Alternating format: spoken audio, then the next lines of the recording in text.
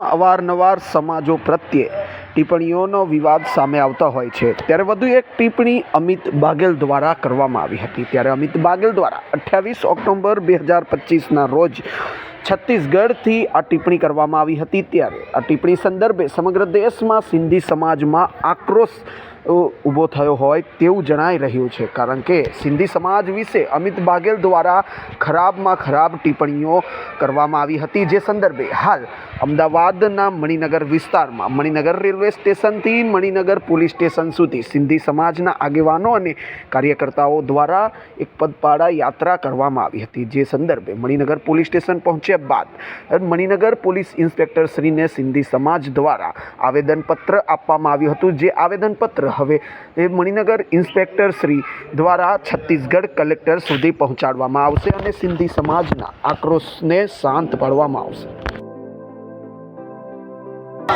साईं झूलेलाल की शान में हर सिंधी मैदान में साईं झूलेलाल की शान में हर सिंधी मैदान में हर साईं झूलेलाल की शान में हर सिंधी मैदान में साईं झूलेलाल की शान में अमित बघेल मुर्दाबाद अमित बघेल मुर्दाबाद अमित बघेल मुर्दाबाद जिंदाबाद जिंदाबाद राष्ट्र प्रेमी सिंधी समाज जिंदाबाद जिंदाबाद राष्ट्र प्रेमी सिंधी समाज जिंदाबाद जिंदाबाद राष्ट्र प्रेमी सिंधी समाज जिंदाबाद जिंदाबाद राष्ट्र प्रेमी जिंदाबाद।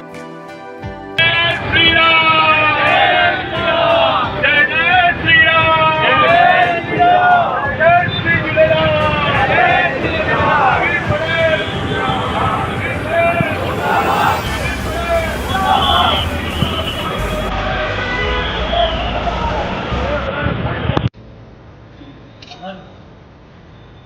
ओके हमें मोकली आपली बराबर ने ओके। હાલ આપના સિંધી સમુદાય દ્વારા અમદાવાદમાં મણિનગર ખાતે આક્રોશ રેલી આંદોલન કરવામાં આવી છે, તે આંદોલન કયા હેતુથી કરવામાં આવ્યું છે? છત્તીસગઢ જોહાર પાર્ટીના અધ્યક્ષ એક વિકૃત માનસિકતાના ધણી અમિત બઘેલ દ્વારા સિંધીઓના ઈષ્ટદેવ ભગવાન ઝૂલેલાલના પર અભદ્ર ટિપ્પણી કરવામાં આવી અને સમગ્ર સિંધી સમાજને પાકિસ્તાની સિંધી કરીને કહેવામાં આવી। સિંધી સમાજ ક્યારેય પાકિસ્તાની નથી રહ્યો। સિંધી સમાજ અખંડ ભારતનો ધણી છે। સિંધી સમાજે 1947ની અંદર ભારત પાકિસ્તાનના ભાગલા પડ્યા ત્યારે પોતાનું જન્મભૂમિ છોડી અને ધર્મભૂમિ તરફ વળ્યા।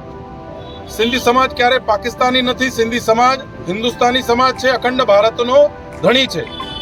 હું આપના મીડિયાના માધ્યમથી અમિત બઘેલને કહેવા માંગુ છું કે તે સમગ્ર સિંધી સમાજની માફી માંગે અને પ્રશાસનને હું વિનંતી કરીશ કે તેને તરત ગિરફ્તાર કરી અને કડકમાં કડક સજા કરવામાં આવે અને અન્ય જે જાતિગત સમાજો છે એમાં જે આ વૈમનસ્ય ફેલાવવામાં આવેલું છે અમિત બઘેલ દ્વારા, જે ભારતની અખંડતા અને સમરસતાને ક્યાંક ને ક્યાંક પ્રભાવી બનાવી રહ્યું છે।